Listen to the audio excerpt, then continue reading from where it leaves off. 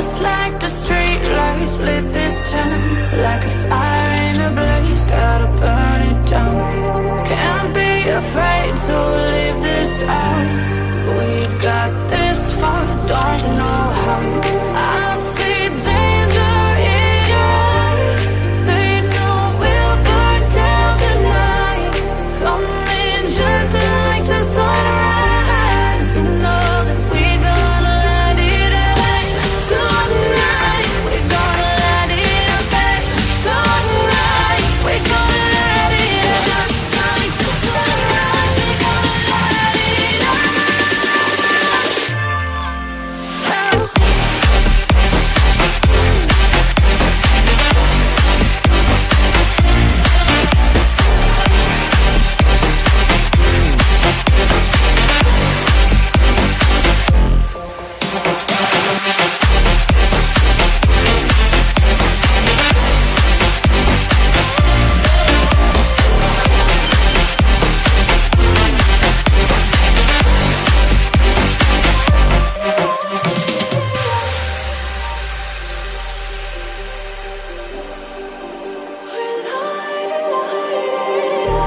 Just like a spark that's breaking out. Can't make a stop, can't turn back now. We know that there's no room for doubt. No, we can't turn back now. I see danger in your eyes. They know we'll burn down the night. Coming just like the sunrise. You know that we gonna let it away.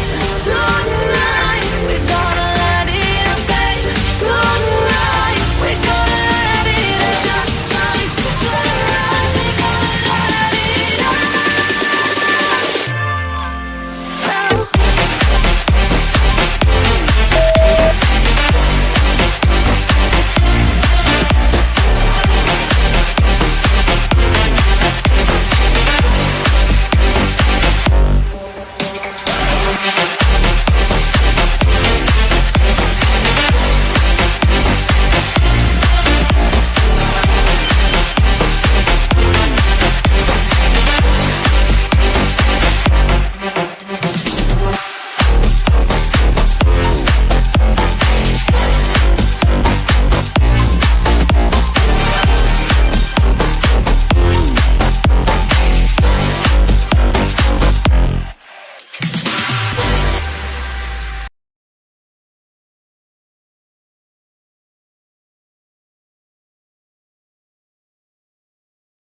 Might want to add myself. Good evening, everybody. How's everybody doing tonight? Welcome in, welcome in, welcome in. It is Monday, the 26th. I keep thinking it's Sunday because of Memorial Day, but it is Monday. We are here. We are here and we're ready to be talking some true crime with you guys. So how's everybody doing? Hopefully you guys are having a good day. Illinois, that's a couple of states over from me. We're neighbors almost. Is it Dion? I think that's how you pronounce it. Welcome in, everybody. It's good to see the crowd in here. We'll say hi to some people and then we'll get started. You know, we'll get started with tonight's live. If you guys don't mind, I always forget. I've been forgetting anyway to tell you, ask you guys, not tell you, ask you in the beginning of the live, if you would hit the like button. For some reason, you have to do it within like a certain amount of time for us to get into the algorithm. And I don't know why they put that pressure on us as creators. They should just let it be over the whole live, but it's not. So if you guys don't mind, hit the like button and then get comfortable. And we're going to talk some true crime tonight. We're going to talk some Idaho 4. So hello, Catherine. Hey, Ladybug. How you doing? Hey, Captain. And thank you to everybody who came to the live last night. We had a really good turnout for our fundraiser. It went above and beyond what I thought we were, really what I thought we were going to do. I put our goal at $250 and we did $600 last time I checked. So that's really good. You guys did that. The whole community as a whole, the last time I heard it was at like 18,000. So, yeah, we did the damn thing yesterday, didn't we? Well, you guys did. We just gave the platform. So I can't take too much credit, but hey, Kathy, it was really nice. Hey, Ash. Hey, True Crime Lullabies. Hey, Mary Beth. It's good to see everybody. Hey, Lenora. Hey, Ryan, welcome in. Hey, baby girl. Hey, Sailor. And I guess happy Memorial Day. I don't know if you say the happy or not, but it's Memorial Day. We've been watching stuff on the TV all day about the fallen soldiers, and like people can send in pictures and stuff, and they like you can put like a little caption, and like I've been learning like all about all these people today, and like what war they were in, and it's been amazing seeing how many people like send in their loved ones, picture and stuff. So hey, Olga, Petunia's here. It's good to see everyone. Hey, Courtney. Just going through the names.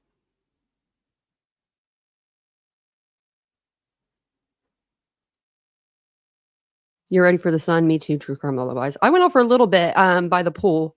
So it wasn't warm. It was 70. I mean, it wasn't like hot. It was warm, So I was like, I'm going out. I'm getting some sun because it's gonna rain the next 2 days. Hey, Boone. And hey, Dion. Okay, I think I'm towards the bottom now. Hey, Mia More. Extreme Blondes here. Yeah, people donated that much. Yeah. Baby girl, yeah. It was amazing. I don't know all, and I know there's a couple other creators that are going to do the like fundraisers. They want to do it for NCMEC, the National Center for Missing and Exploited Children. They're just doing theirs later on, like this week. So, like people that wasn't like here for the weekend, because some people have plans for Memorial Day and stuff. Nancy, she's under the chair. I put her under the chair. I folded her up the other day because I had these balloons back there. And so it was like so much. I'll have to bring her back out. Hey, Machichi. Hey, Doodlebug. And if I missed you, I'm sorry. Hey, Jet Set.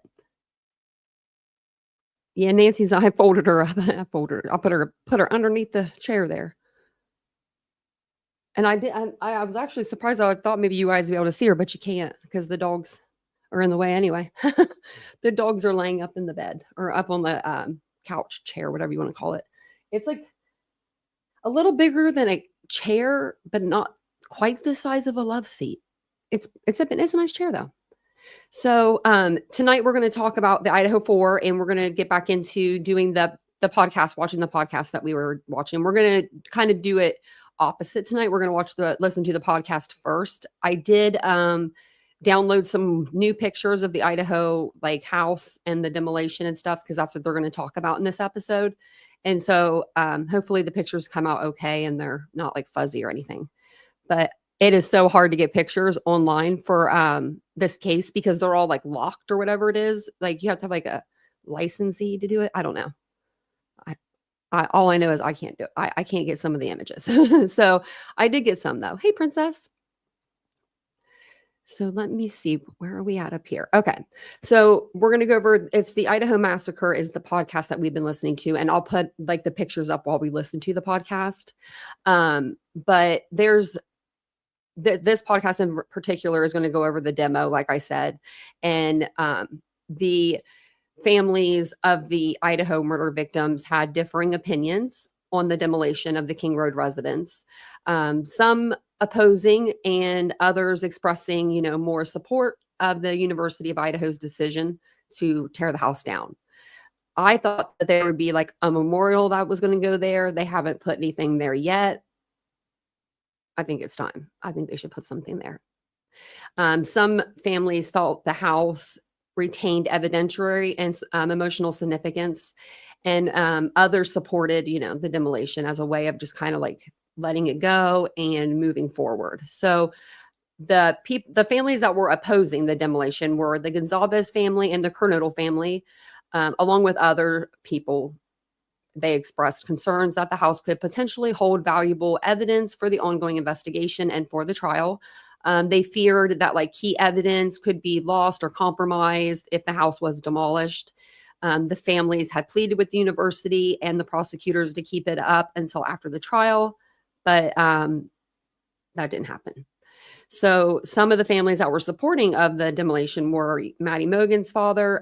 He supported it, citing that it was like healing and, closure for the community. Also, I believe Ethan Chapin's parents, they wanted the house to come down because their kids were still at the university and they had to see that house like every day. So I can understand that. The university, you know, they wanted it down for their own reasons as well. So let me grab this right here really quick. Just need this right here. So this episode here is going to be, it was released on June 18th, 2024, and it is 31 minutes long, and they're going to go over the fate of the King Road house and the students that were, you know, murdered, of course, inside of that house. So let me bring this up for all of us. My dog just snored. It was funny. And that was so funny. She snored a little. It was like one little snort. So they're going to talk about if the house is going to stay or if it, you know, if it should stay or if it shouldn't stay. So that if you guys are like, why are we hearing this now? That's why. It's from, you know, last year. But I am putting all of these on a playlist as well. So it'll be all under the Idaho Massacre playlist. If you guys want to go back and check out like other episodes, I'm going to go ahead and put them out, just the episodes as well, instead of the full live. That way they're there if you just want to listen to just the podcast. That way you'll get caught up with the case. So let me get this started. Thank you guys for being here. I appreciate it. If you guys don't mind, take a second, hit the like button, subscribe to the channel. We'd love to have you here. If you'd like to become a member of the channel, it's a really good way to support. You can always do that by clicking the join button. It's pinned at the top. If you would like to come up on panel and talk about the case or anything like that, let me know. I'll drop the link for you in the chat and you can come up and you can chit chat if you want. Okay, so I'm going to play this and then I'll put up some pictures for us. Okay. In this Idaho murder case, the decision was made, right or wrong, to demolish that house. Do you have an opinion on that?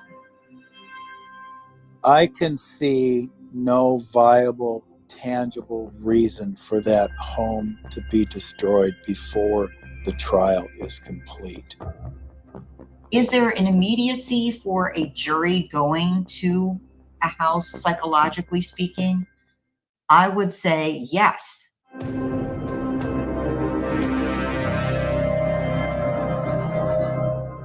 This is The Idaho Massacre, a production of KT Studios and iHeartRadio. Season 2, Episode 2, Murder House. I'm Courtney Armstrong, producer at KT Studios with Stephanie Lydecker and Gabe Castillo. We were reminded last episode of the details of the grotesque horror that occurred at 1122 King Road on November 13th, 2022, when Madison Mogen, Kaylee Gonzalez, Ethan Chapin, and Xana Kernodle lost their lives. After the murders, it was seen by some as a forensic scene, or a tomb, or a macabre reminder of the horrors that happened there. But before all that, the house, located just off campus and on Fraternity Row, was full of life. It was a party house where friends gathered.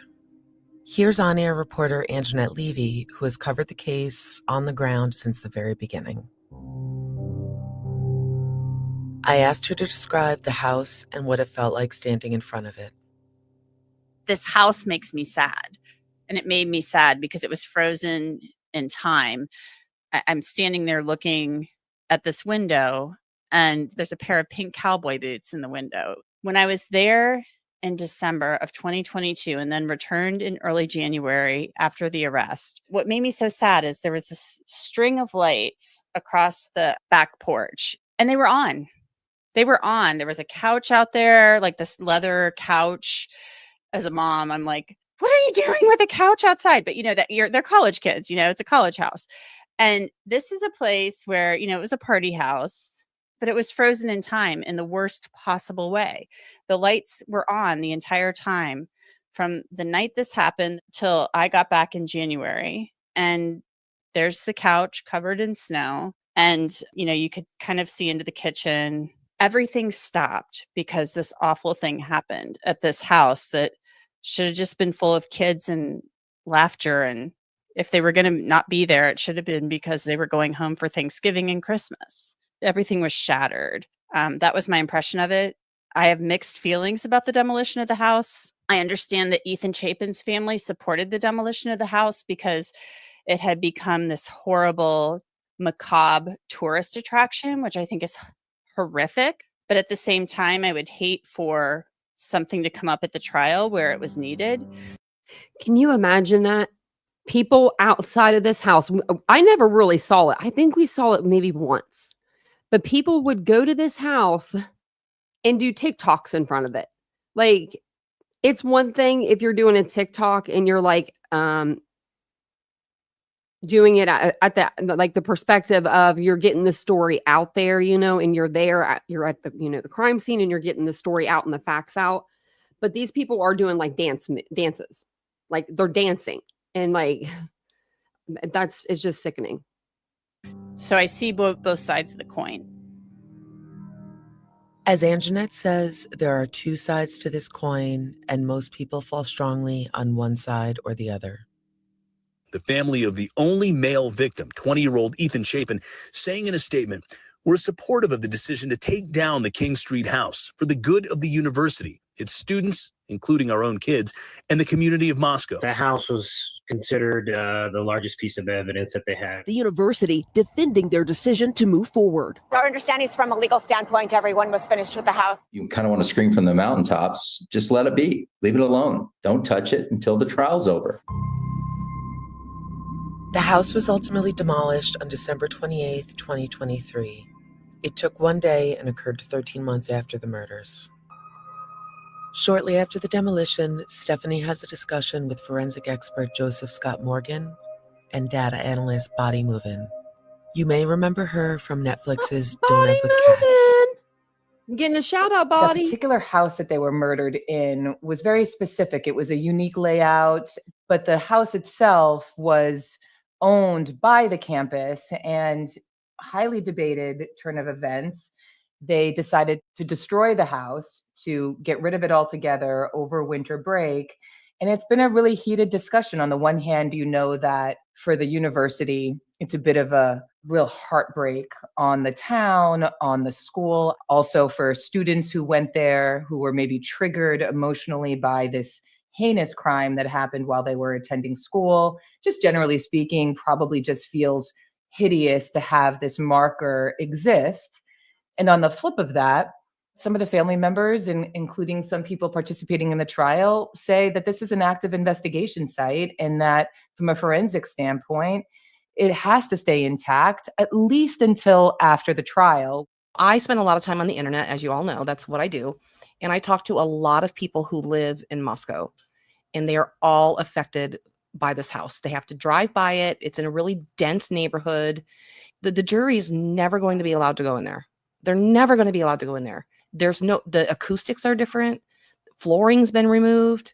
Walls have been removed. I have photos, and you can see all the drywall that's been cut out of Maddie's room. Like, they're not going to go in there. It's just not going to happen. It's so uncommon for a jury to visit a crime scene. So uncommon. Man, but it happens, though. By the way, sidebar, one of the victims has a sister and a brother who do also still attend the university. So if I'm a family member of one of the victims, I want justice. Or if I'm even a family member of the accused and I want justice, how can we destroy the forensics? Here's my real problem with it is the fact that there are homicides that take place every single day. There's a homicide going on right now as we speak somewhere in America. I can promise you that. They're not going to go out and tear down that structure. This is an outlier as far as tearing down a structure. It is incredibly rare for a jury to visit the site of a murder. It's also rare for a building where a murder took place to be demolished. However, the ones that fall into either category are usually multi-victim murders that are exceptionally heinous and Didn't they do that in the Manson murders? The Tate house, didn't they tear down that house? Could have sworn they did. highly publicized. I mean, I know that's only one case out of like a million, but it just popped in my head. Some cases where the juries did go back to the literal scene of the crime can often include cases where they may hinge on some form of integral spatial logistics. And it's For usually example, outside. Michael Peterson, where jurors walked the stairs where his wife died. Alex Murdaugh, so jurors could appreciate the scale of the large property. And the 2018 Parkland school shooting, which Joseph tells us about. Oh yeah, they didn't Wasn't the school shooting one? Didn't they like just close down the school and nobody went back in there? They like kept it the way it was when it happened. I think so. I even reflect back to Parkland, which I covered extensively. And look, I understand that the interior of Parkland was not changed at all. One of the most moving moments is where they talk about how when they led the jurors into that structure, remember Parkland had taken place on Valentine's Day. There were dried, crumbling roses laying on the floor, teddy bears with hearts on them. There were still bloodstains on the floor. And it too is government controlled. And let's face it, the University of Idaho is a government entity, and it is owned by the University of Idaho. Of all the divisive factors in this divisive case, it seems the home's demolition drew more opposing opinions than almost anything else. Here's journalist Chris Spargo, who spent a lot of time covering the case. I started by asking him about the money spent on security of the home leading up to the demolition. It was $700 a day for securing the home alone, clocking in at $1.2 million months before the home was even torn down. Here, that is crazy. I heard it was $600 a month, or I mean, $600 a day, but $700, same difference. But that's a lot of money to be paying somebody just to be sitting out there watching a house. Like, I don't even know. I mean, I guess people would break into it, arrest them. I don't know. I really never understood why they had someone out there for so long. I really don't. I mean, if somebody breaks into that house, you arrest them. I mean, you have like the evidence that you need and everything when it was boarded up, I mean. So, because they had somebody, remember, they were out in that little, like the next year it was still up or whatever. And they had someone out in that little like heated building or like air conditioned building. Maybe it was in the summer. I can't remember, but I remember it was a little camper they had out there they were sitting in. Here's Chris. The brunt of that is really being absorbed by the university. The university has really kind of cost a lot of money for them because of security reasons. Obviously when the house was up for so long and that house had to be protected that entire time, people did a 24/7 watch, dealing with this influx of people on campus, safety measures for students. There's not really much you can do to get around those costs. And because it took place in a university, there's a lot of costs that come along with that because they want to make sure the students feel safe. They want to make sure the students feel protected. And they also want to make sure that this major piece of evidence, this house, is left untouched when there are thousands of people descending on this town who probably want to do nothing more than to get inside it or take a look around. They have to make sure no one can went in that house. So that was a really, really big cost to bear. What are your thoughts on the demolition of the house? I do not think that the defense or prosecution would be okay with it if they thought there was any possible chance there was even like a little piece of evidence inside there.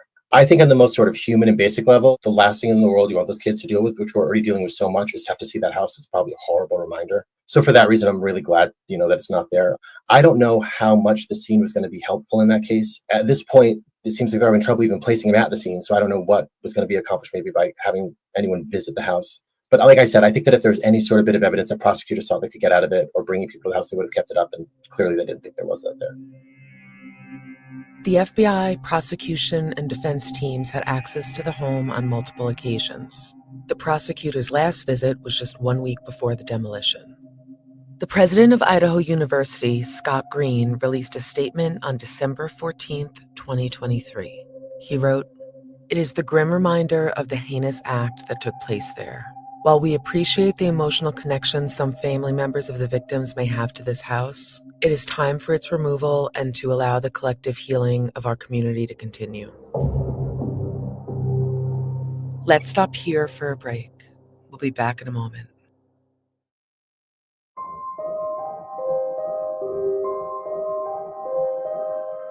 Stephanie continues her conversation with forensic expert Joseph Scott Morgan and data analyst Bobby Movin. Once it's gone, it's gone. The most intriguing images that I saw of the entire coverage relative to Idaho was there was a snap moment where you had agents that were back in the brush line, rear of the second floor where the sliders are, and they were squatted in the brush, and they were looking back towards the building. They were looking for fields of view at that point in time. What could you observe from this low growth scrub that was back there, these trees?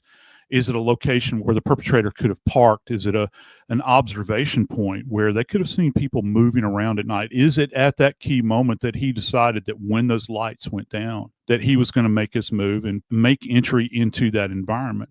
All reference for that is gone now. Not to mention, a big piece of the defense's case right now is that Brian Koberger claims to have an alibi. Again, we're talking about potentially more than one person being there or a different set of people being there. Were there multiple attackers? Was Brian not even there in the first place? Why would you destroy something? And I've learned this from you, by the way. The plumbing could have evidence in it. The concrete in and around the location could have evidence in it. Yeah, let me say something about the plumbing real quick. And this brings the car into play. You know, they think they've got the timeline settled here. But let's just say that an individual may have taken time to have gone and cleaned themselves. Did you take drain traps out? Did they run a camera down in the drain? I think my big thing is, I think they and did. Anybody that's kind of listening to us, our friends, I'm going to say yeah, because they took all of the stuff that was in the sink. It was moved on to the brown table that was in the kitchen. At one point, there was nothing on the brown table. And then in another picture, like I could show you all the stuff that was on the sink, like Xana's cup. I don't even know if that was Xana's cup. It looked like an old Starbucks cup to me, but the bag of food that she had gotten for the DoorDash, it was all moved over to that brown table from where the sink was. So I think that they did something in that sink. I don't know if they found something in there or not, but they definitely was looking in that sink. out there. If you live in a home that has an internal staircase. I just thought of this. Maybe they thought he threw the murder weapon in the sink because there were dirty dishes. So maybe that's why they were going through it all. What do footfalls sound like on the treads on the interior staircase? Can you hear that? Can you hear somebody wrestling about? If you're on the second floor and it's going on the third floor, can you hear it if you're in the basement? We don't have a point of reference anymore. Still can't take the jury back out there. You can't have them go into any one of these rooms where these ghastly murders were committed and ask questions.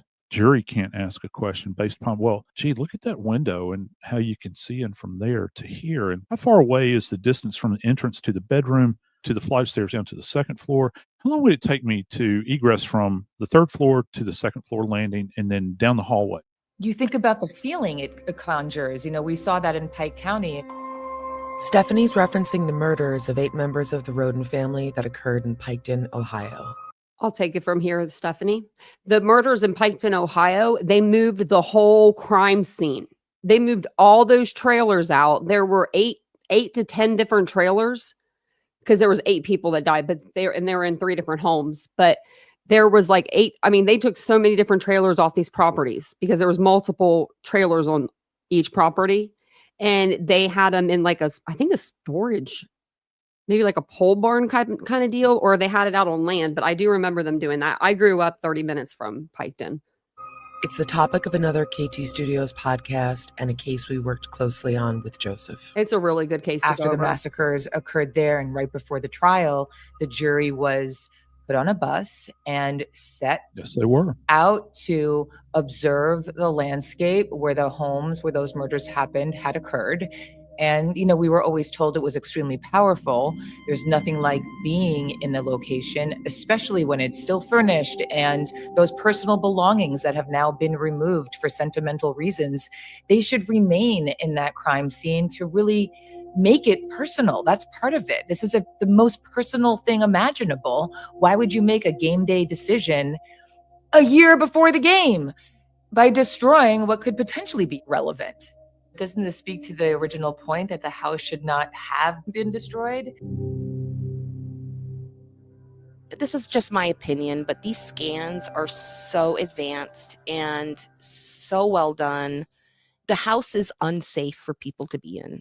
And I don't know what kind of situation the rooms are in, but I can't imagine they didn't remove pieces of the floor from both bedrooms. It's not safe for this jury to be in. Well, they also sprayed chemicals when they were cleaning it. I was looking up crime scene cleanup today. We might have to do a live over that because it's very interesting. But they spray like chemicals and stuff when they do that, and they're not safe for like humans or animals to be like breathing in. So you would have to go in like a full body suit. Plus, like they said, the floorboards were gone out of the house. The walls were taken out of the house. I heard even that there was asbestos up in the house. And I can believe that because that house was built at one point. It was built a long, long, long time ago when they used asbestos for crap. That's what the documents say. The documents say the house was too dangerous. And both the defense and the prosecution agreed that this is not a place that they're going to be bringing the jury. I do hope that it was sufficiently documented. I know that they did do Faro images within that structure and also externally. We asked Joseph for clarification on what Faro images are and how the Faro system works. You first see the earlier iterations of these things when they're referred to as total stations. They were made famous by accident reconstructionists, where you have this one machine that they could essentially plot in it from a digital standpoint, a motor vehicle accident, because to work a motor vehicle scene is, to say the very least, time consuming, and the calculations are mind blowing. So they took that platform and expanded it relative to this Faro device, Faro. But you can take this Faro device and place it at a scene and just imagine it's got the ability to spin on its axis thousands of different directions, and all of the while it's shooting out these little lasers and it's taking thousands of photos. And so it can digitally take those images and compile them, and it gives you very detailed information. It also has GPS that's in it. You take it into a confined space like a built dwelling like this, and the detail is very remarkable, and you can create this 3D world. It is quite fascinating to see. So that's what a Faro station is, essentially. There's been some talk of some 3D model that may be created by the FBI lab in Quantico and be presented for the court. But I got to tell you, I've been out on a number of visits to homes where homicides have taken place, and I've been there when the juries are there. And it is a real dose of reality for them when they show up. From an investigative standpoint, if you have it, don't throw it away. I'm not a junk collector personally, but this ain't junk. This is where these lives ended. And just, to piggyback on that, some of the other victims' families were very against it for this very reason. What if there is one little morsel of something that could bring justice to them, or frankly, get a guilty man off? There's other cases where they've torn the apartment down, like, for instance, Jeffrey Dahmer. However, they waited for the trial. Yeah, that's the rub. So yeah, I get it. I get it. Yeah, I mean, John Wayne Gacy's house is gone. There's nothing. But Faro didn't really exist like it does now back then. That's true. It's a different time. And I would imagine at some point, it's going to be virtual reality, where these juries can put on a headset and walk through the house at their leisure. They Oh my goodness. Can you imagine? I think they did. I thought they said they were going to bring those in. Wait a minute. I could have sworn there was a case that we covered and they were talking about VR headsets. If anybody can remember where, maybe I dreamed that, maybe I dreamt it, but that's scary to think about. Like, because just think of the animations that I've shown you, over like the last 2.5 years that we've seen, like they're spooky. Like the first one we saw, we watched one of Gray's when he first did his animations. We watched one of his, and he had Murphy in the room, and like it was just the dog, but like it was like a scare, like it scared you because like you weren't expecting to see the dog sitting there in the room, but there he was, just chilling there. Like that would be, I don't know. I'm going to be good with VR headset. I'd be anxious. But you had mentioned earlier about. Baby girl, I thought about getting one, but I figured I might go too far if I have one. I might not ever want to take it off. The acoustics might not be or the it might same. make me nervous. However, people that are impaneled on juries, they're not AI. I mean, they are living, breathing human beings that know what it's like to walk into a house, and that sense that you get, that auditory sense of a footfall. And I know that part of the floor has been removed and all this, but when you think about just the timing element, if I were asked, how long would it take me to make it from the sliders to that weird, that if we just go on a limb here and say enter through the sliders, how long would it take to make it from there to the interior staircase and twist and turn and get up there? And also in the darkness, I think about all To the third floors he's talking about? Less than 30 seconds. these in the relationship, spatial relationships, and all these sorts of things. And yeah, I know Pharaoh is great, and it's going to be fantastic. I'm sure the presentation will blow everybody away if we're permitted to see it. But there's still that one little splinter in my brain. The feeling. I often equate it to, like, I like to read books, like the actual book. I don't want to read it on a Kindle. It's like I like to touch the paper, I like to turn the page. So Yeah. it's maybe the same kind of like Right. thing where you're there in person and you can smell and use all your senses to get an idea of what happened. And you're not going to be able to have that with a 3D scan. The draw to the house after the murders is one of the reasons it was demolished. People were coming from far and wide to view the house, some with the horrible intention of taking a souvenir from the scene. We felt it was something important to try and understand, so we reached out to psychiatrist Dr. Gail Saltz, clinical associate professor of psychiatry at New York Presbyterian Hospital and host of the podcast, How Can I Help? Well, you can help Dr. us Saltz here. had been quoted in an article we found about our culture's obsession with murder houses. Here's Dr. Saltz with some information about the phenomenon, followed by Stephanie. The house is sort of like the museum of it. It's easier to imagine being part of it or in it or thinking about it, the horror of it. Much like if you said, here are the clothes of the people, or here is the weapon that was used, and you can physically look at it and hold it. And of course, homes represent all kinds of things. Homes represent the place where these people lived and had lives, and most people's homes means feeling safe and feeling joy of, whatever it might be, their family, their friends. I mean, in this case, right, their friends, being in college, feeling invincible at that age. And of course, most people are not thinking about you could be a victim in your home. It's like, how do we prevent these kinds of things from happening? Or how do we maintain our own sense of safety when sometimes the perpetrator is so ordinary? Many people have a desire to feel a little scared in a safe way.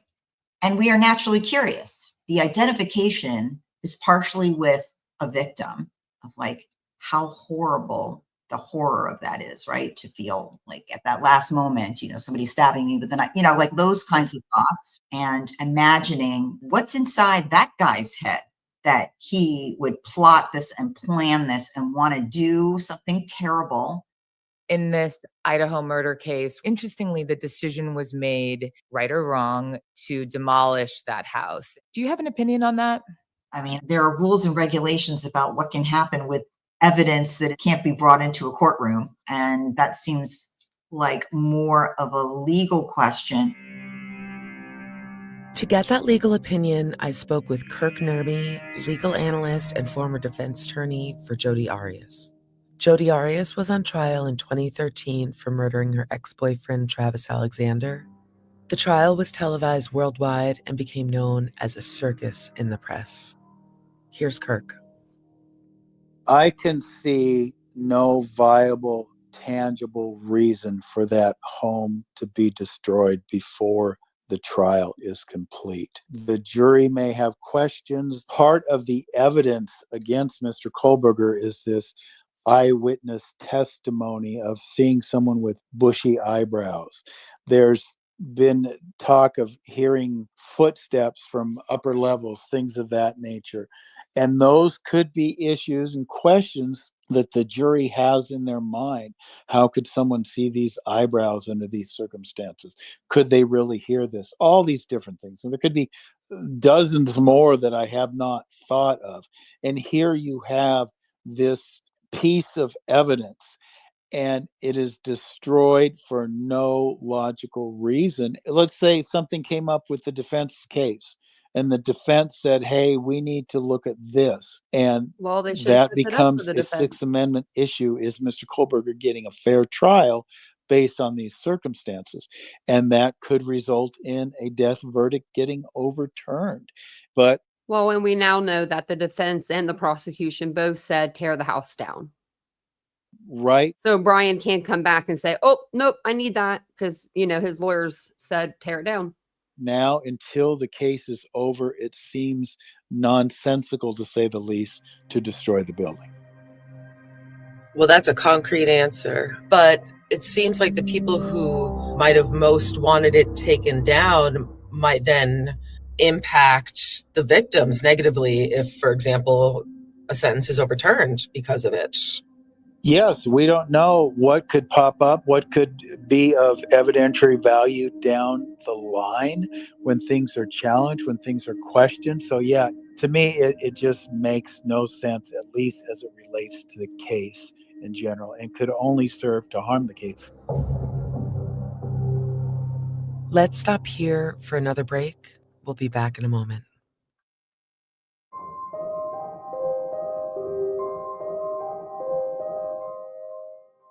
Stephanie and Joseph Scott Morgan discuss how items from the now demolished house might be used during the trial.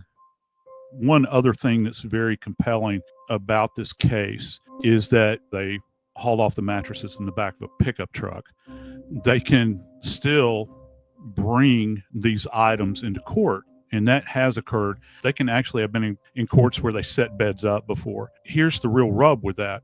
If you're talking about dynamic blood stain, you can say, here's the mattress that we recovered. Here's the bed frame that we recovered. We see this deposition of blood on the surface of the mattress. Maybe they hold up a bloody sheet. If that happens, you're going to hear the defense scream from the rooftops over this, because they're going to say it's prejudicial. The prosecution is going to have to justify their rationale for bringing each one of these items in there. And the defense, I guess, could see it as prejudicial, but they could also argue the idea that now that they are absent that's something that they can not go back and collect. It's real important that we remember, I think, that they were so eager, they being the investigative authorities, to get this place cleaned out, that they had called a cleaning crew to come and clean up the structure before. Here we go. Right. It almost happened simultaneously with the arrest of Kohlberger Oh, I guess it did in happen. Pennsylvania. Joseph. But is that the one where they pulled him out? I'm pretty sure that they pulled him out after that. They never went in and cleaned the house that day. Remember, they pulled up. We were all waiting. We were all sitting here live. I remember the live, and they pulled up with that white 18-wheeler thing, like moving truck thing. They pulled it up to the house. They put a tarp over it so you couldn't see in the doorway. And then within 30 to 45 minutes, all of a sudden, boop, bing, boom, they tear it all down, pack it all up, and they leave because the defense said, we want to go in there. So they didn't clean at that time. I don't know what Joseph Scott Morgan, what time he's talking about, but they didn't clean at that time. This is referring to when Brian Kohlberger's defense attorney, Ann Taylor, filed a court motion to stop the cleanup operation to preserve the scene of the crime. Maybe we were This on the motion same was page. filed on December 30th, 2022, just hours after Kohlberger's arrest. And if I remember correctly, it was his counsel that said, whoa, throw the brakes on. We need to get a team out there to take a look. And I'll never forget seeing that image of the plastic that had been taped up over the door so that they could go in and move out and all this stuff. And then there was a controversy of taking out, quote unquote, personal items. And, once you've kind of breached, that threshold so quickly in this environment, there's not a damn bit of sentimental material that is out there that's worth compromising this. Because, I know that it's ghastly. It's a horrible thing, but life is full of all kinds of horrible things. This, I think, is potentially a diminishment of the memory of these kids that were killed there. But now it's too late at this point. You can't go back and unring the bell. Stephanie continues her conversation with psychiatrist Dr. Gail Saltz on how a jury might be impacted by the home's demolition. Here's Dr. Saltz. Is there an immediacy for a jury going to a house, psychologically speaking? I would say yes, that it's going to stir their thoughts in a more emotionally galvanizing way, and that will draw them in, but it doesn't tell you whether it will draw them in and make them say guilty or innocent. And now, where I think it could affect them is if they are convinced that this person is the perpetrator and they are brought into a circumstance that makes them feel more emotionally distraught.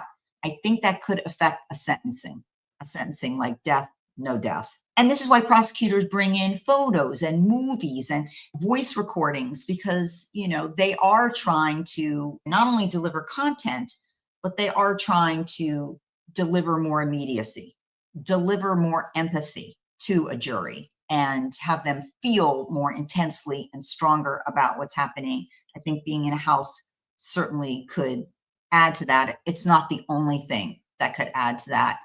I think there was a point made that the house didn't look at all inside anymore the way that it looked. And so that could have the opposite effect, right? They could go in expecting to see something that looks like college students are living there and see none of that, see a sterile space. And that could have the effect of making them feel like what was so bad, what was so terrible. So it's hard to predict whether that would be helpful or harmful. I hadn't thought of it that way. True. The disassociation from what is now a different space is a really good point. What I would say is virtual is always one step removed from being in person. I think courts have discovered that putting things in a video format absolutely makes an impact. Is it eked out by the idea that you're coming out of the courtroom and into this space, and you know that you're standing on the spot where this thing happened? I think that has a more emotional impact. Is it necessary if you have the video? Might the video of what the inside looked like at the time that it actually looked that way, which was at the time of the crime, have more impact than the physical plant that doesn't look any more like it did at the time of the crime? It might.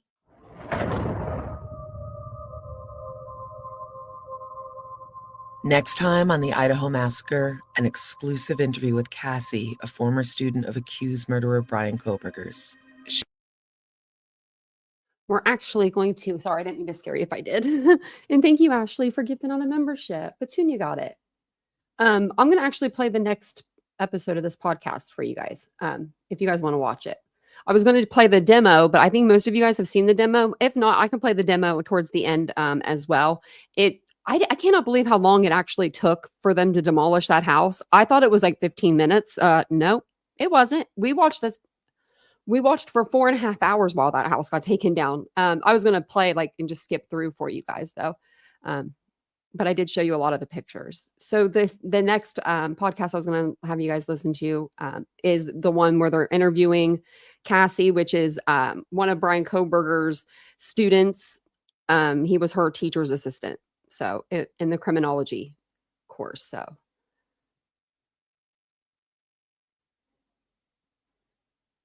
And then I'll put up some different pictures.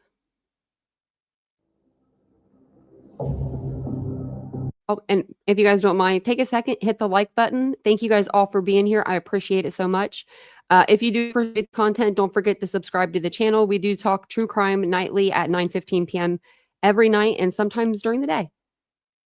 We all like to believe in our hearts that if we come across somebody who's violent or dangerous, that we'd get a spidey sense. Did you have that feeling that he was capable or off? To be honest, I never got any of those feelings. However, I do remember this one incident that happened.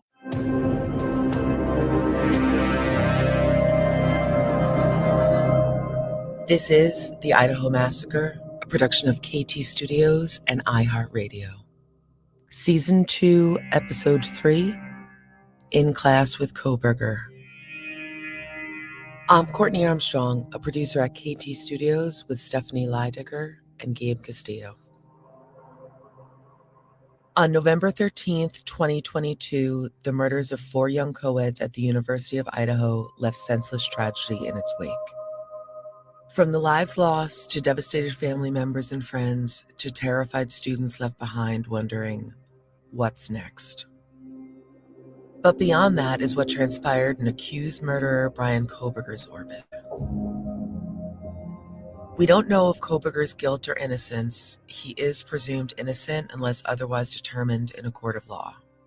What we do know is that the accused was a criminology PhD student and teacher's assistant at Washington State University, Pullman. We also know that after the murders, up until he left campus in mid-December, Koberger attended classes. In an effort to gain a greater understanding of what happened during that time, Stephanie Leidecker speaks with a former criminology student in Koberger's class, Cassie. Cassie has never spoken out before, and we're withholding her last name to protect her privacy. Here's Stephanie. There's been a lot of press about this case out there. So really our goal is always like less about the massacre itself and more about the human experience, right? You have such a unique perspective on that. So take me back to day one, how you got to that particular school and what you're studying and kind of even the first day of class. Are you a criminology major? Not anymore. No. Makes sense. Is that the event? Sometimes paths shift, right? So your destiny has been obviously wildly affected by this particular crime. So for obvious reasons. So yeah, just take me back to your experience at school and kind of how you made it to that class. All right. Well, I thought about criminology for a while because it's just like, it's so interesting to get into. You get to learn about literally the criminal like behavior of these criminals' minds and like what works. And so I was also considering psychology at the time, which is now my major. I had that as a minor. But yeah, so the second week I remember going and he did introduce Brian and his other TA, I forgot his name, and then just kind of went into the details of the class. And this class was pretty big. I would say like 300 students. It was a lecture hall, so very, very big class.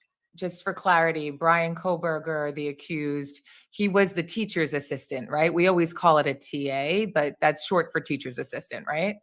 Yeah, so he was the teacher's assistant, their little helper while they're still in school, basically, just to get the knowledge. So to be a teacher's assistant, it's kind of like a secondary teacher, obviously, right? They're a current student. In Brian's case, he was getting his PhD and was also working as a teacher's assistant in this particular criminology class, which makes sense. They help with grading. And do they participate in class? They do. Usually it's when a teacher notices a kid doing up and above. So kind of like just doing all their work, just really like teaching others. That's just kind of like how they pick out the TAs, just who stands out to them. So Brian was probably a pretty exemplary student in order to even have that kind of a prestigious place. I would say he would have to be, and I would say he would have to be willing to go the extra mile to help somebody beside him. But the Brian that we hear about, was like he was always right, and he tried to make other people feel like they weren't as smart as him. Now, I'm not saying that's true. I'm just saying that's what we've heard. But this seems like if he got the TA position, he was faking it in the beginning, at least, to get the TA position. Do you know what I mean? If he wasn't, in fact, doing it for the right reasons. But I've always thought of TAs in college as like, they help the students, but they are more for like helping the teacher grade papers and being there for when the teacher like has to step out and stuff. Yeah, the Brian we hear about now is autistic and slow. Yeah. And can't do anything on his own. Definitely. Yeah, I think so. He definitely had some knowledge to get in there. And our professor was a very tough dude. So it had to take a lot for him to see something. In a statement, Washington University's Vice President of Marketing and Communications says that, quote, Mr. Koberger received an appointment as a teaching assistant at Washington State University during the fall 2022 semester. It is typical for students to receive a teaching assistantship or similar appointment as part of their PhD program, Wheeler explained. Here again, Cassie and Stephanie. What was the class about? We covered literally how to get away with murder. Like, we covered pretty good basis because our professor at the time, he was a very, like, knowledgeable man. Like, he worked with judges and he was a lawyer for years and he worked with a lot of authority. So he wanted to teach it how he learned, which was case studies, like actually living it. So we went into a lot of detail about criminal behavior, the behavior, why criminals do the thing. But this was more about cases. We would look over like a lot of cases and things like that. And we would go over the law. So a lot of just criminal justice things, a lot of lawyer and judge work. Is there a part of you, because I'm still on the fence of, I really want to believe that Bryan Kohberger is innocent. He claims his innocence. I want to believe that because I like to believe that a human being couldn't pull that off. But again, I don't know him the way you do. Is there a part of you that thinks maybe he is innocent? There is, yeah. I've had like a lot of people reach out to me just kind of like bashing him, like a lot of just like newspapers and stuff like that, kind of just like, oh, like trying to get like every little scoop out of me to like make him out to be a bad guy. But in reality, like this is someone's life that we're talking about, and it's like his reality as well. So there's a lot to take into like consideration there. Like, why would you want someone to go through all that and do all that and to think that they would, be capable of something like that? Like it just blows my mind how people are thinking about this case. In retrospect, what did he seem like? I remember walking in. Actually, he was pretty noticeable, believe it or not. But I walked in, saw him, and he just didn't say anything for weeks. He just like stood there fiddling with his cup. And this class was like an hour and a half long, sometimes up to 2 hours. Like it just depended. It was a very long class for him to just be standing up in front of everyone. So when I was bored in the class, I would honestly just watch him because I had nothing to do. I already like looked at the notes and stuff, and so I would just like, there's nothing else to watch. And did that seem weird to have somebody just standing there for an hour and a half? Is that normal or is that odd behavior? Little odd, probably. With my other TAs, they're definitely like on their laptop, and sometimes you would see him like go on here and there, but never for like more than like 10 minutes, I would say. Or he would just like sit down in front of the class, or sometimes he wouldn't even be there. It would just be the professor. But compared to our other TA, he would be on his laptop. Our teacher would be asking him to go do TA things like, hey, can you pull up this lecture and stuff like that. I just never saw any of that from Bryan. Was he just also observing the class, or did it seem like he was just staring off into space? Off to space, honestly. He would look up a couple times, but honestly, just like in his own little world. And did he seem like he was interested in the content, or like, how somebody, you could see them and they look like they already know the information, so they're kind of just nodding along? Or was he kind of checked out? I would say both. Most of the time when like he looked like me in that situation. Like he was just like sometimes nodding here and there. I remember the professor trying to get his attention a couple times, and it would take him a couple times to like snap into it. So here you are, you're in your criminology class. You're just observing 300-ish people around you. And yeah, you just sort of are looking at the people in front of you. So in this case, it's the professor and 2 additional teacher assistants. He's one of them. And did Bryan Kohberger and the other teacher assistant have any kind of a rapport? No. I think I saw them together in the class maybe one time. But other than that, they were either switching off or there was no TA at all. Let's stop here for a break. We'll be back in a moment.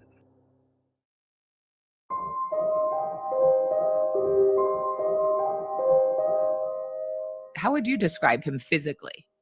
He had a very clean look, very always shaven, very like hair done. He was always wearing like sweaters and jeans and looked nice. He was tall, white, dark hair, very skinny, slim fit. He just always seemed like he was just there, not interacting or anything, just there. You had said that he seemed noticeable at first. What was noticeable? The fact that he was so quiet? I guess so. I just wasn't what I was expecting when I first walked in the class. It was a lot to take in all at once. I feel like we were getting a lot of information, and half the time my brain would just check out and just automatic eyes to him because he was the only other person down there. Did he have any friends? Not that I saw. I mean, he was a very closed off TA. Some TAs like to share about their life and give us a whole PowerPoint and stuff, and he never saw that one from him. So I don't know much about his personal life, but very kept to himself anytime I saw him on campus or in class or office hours. Did you have office hours with him? Yes, it would be with a couple kids. I only went twice. Both times were unhelpful, so I left. It's basically just like a time to ask him questions, to ask him about work, to do work with him, to need help on case studies, just anything like that, or even studying for like a next exam or quiz. Those are what office hours are supposed to be for. But most of the time it was just a bunch of kids kind of either doing group work together or just a quiet place to like study or wherever. And he would just be like on his laptop, closed off like to himself. Did he ever ask any personal questions to you? No. I remember like trying to have a conversation one time because I needed help with one of the assignments, and it was just kind of like, well, did you review the work? And I'm like, yes, I reviewed the work. And so Ooh, a little bit of an a-hole. Did you that sounds like something I'd say though. Oh man, that does sound like Did you review the work? kind of gave my attitude back, but yeah, I don't know. After that time, I think I just didn't end up going. So everybody wants to know the same thing, right? We all like to believe in our hearts that if we come across somebody who's violent or dangerous, that we'd get a spidey sense. Or people always talk about, I had a sixth sense. So, kind of part of even why it's so important to talk about this stuff is, I'm so curious, did you have that feeling that he was capable or off? People have called him in the press very creepy in retrospect. Or did he just seem like an ordinary guy?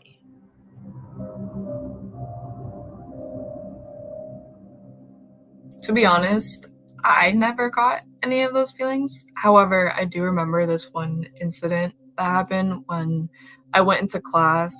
And usually you sit next to like a different person every day. It's not like everyone's like buddies. So sit down, and the dude next to me, like straight off the bat when Brian came in, was like, oh, doesn't he give you like weird vibes? And I was like, and that's like one comment that since now I'm like, oh my gosh, like how did I get, he said something about his eyes. It was like in the eyes. And now that I'm looking at him, I'm like, yeah, I guess that makes sense. But me personally, no. So do you remember when Ann Taylor had that fit and she said that Law and Crime, or one of us, one of the people that were covering this case, we took a picture of Brian Koberger's fly and we like zoomed in on his crotch. You guys remember that? What the hell is Jay Logsdon looking at in this picture? Jay, what are you looking at, bro? What are you looking at? I think Koberger would be like, what you looking at too, if he could turn around. Jay, his eyes are up here. Those are his cheeks. So like in the days leading up, so I would imagine it's just business as usual. I forgot we had this picture. Thanksgiving break is on the horizon. You guys are taking finals probably, or at least preparing for finals. Does anything seem out of the ordinary in the days leading up to the murders in terms of your experience with Brian? I would say that before we even like heard, so there was like a time period of right when finals were happening and like right after, and it was straight A's, a lot of really good grades and good comments from Brian himself. But before that, it was not so good. Very harsh grading, very not great. But and I talked to so many of my classmates and they're like, did you notice your grades going up? And he would go in detail on my like work and like all my other classmates' work about how good it was. But you can tell like the difference from before that it was like, no, like you need to fix this, your grammar, all that little nitty picky stuff.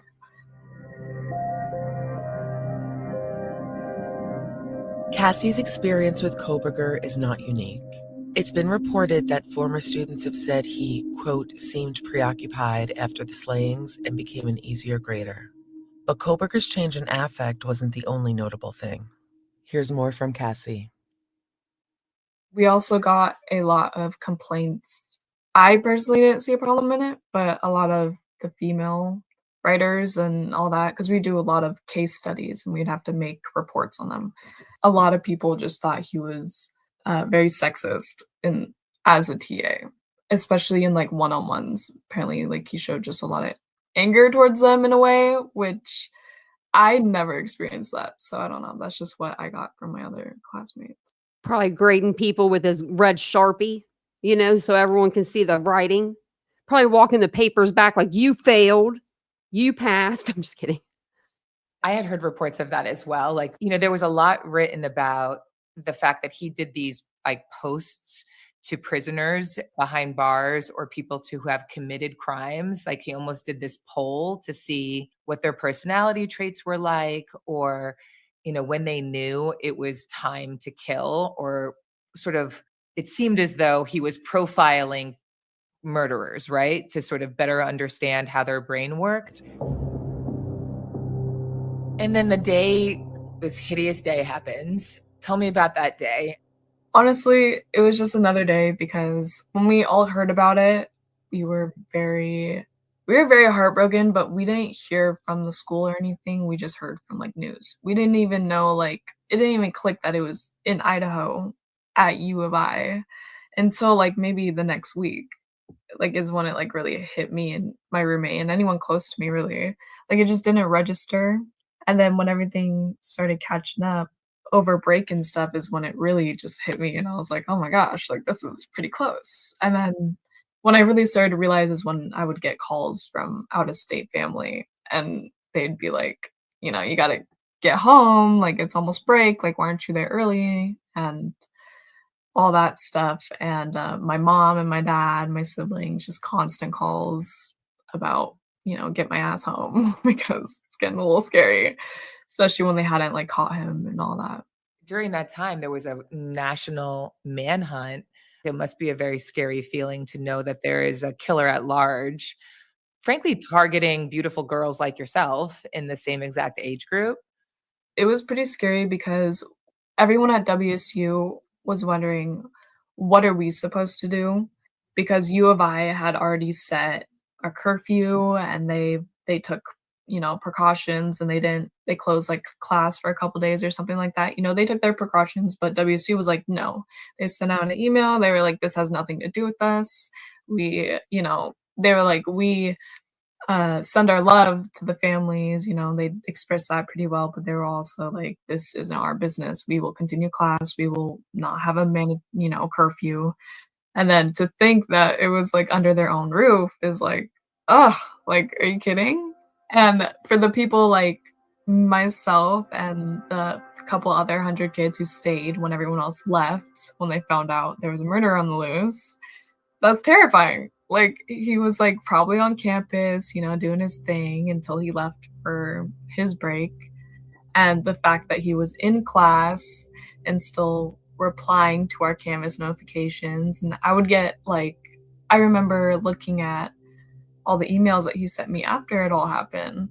And a couple weeks later, they were just gone. And I was like, oh my God. What does that mean they were gone? Like they got removed? Yeah. So any Canvas notifications I had from him, because I literally remember like looking through all of them and I was like, just, kind of like observing all of them and seeing if I noticed anything. And I had all of his little edits and stuff. And then I went back one day to look at them and Canvas had removed all of them. It was just very in detail, good notes about my work after everything happened. Very like, it wasn't short and sweet. So this man potentially murdered 4 people, and then he went back to class, and then he still continued to grade papers and maybe did it in a lighter, happier way. Yes. Yeah.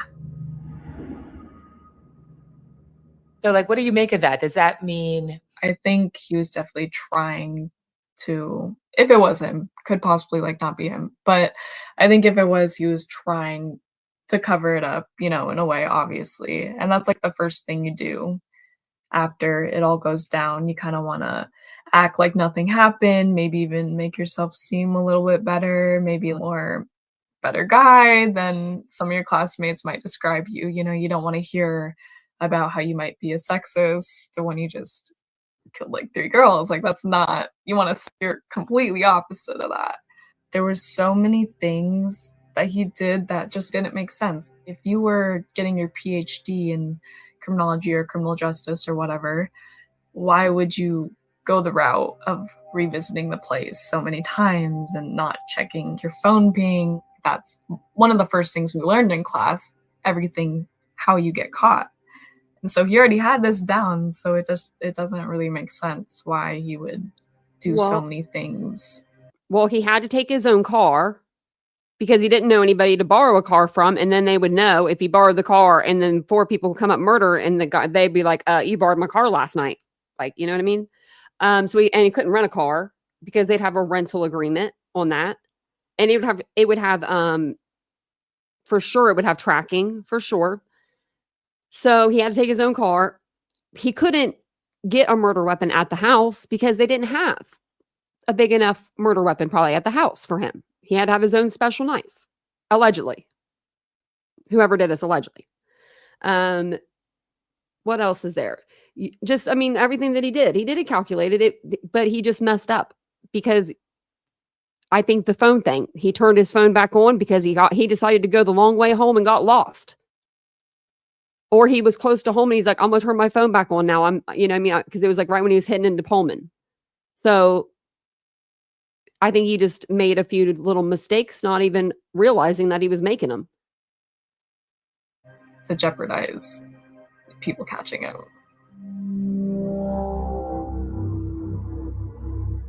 We were just reviewing this yesterday. So it sounds like he was pinged, just to bring anybody up to speed. So his cell phone pinged about 15 times in and around the area leading up to the murders and then after. But I can't agree with you more. It doesn't totally add up. That's so interesting to me that you really did study that. Let's stop here for another break. We'll be back in a moment.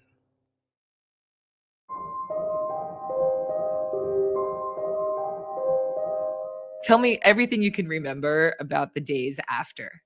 The days after, physically, it was his eyes for me.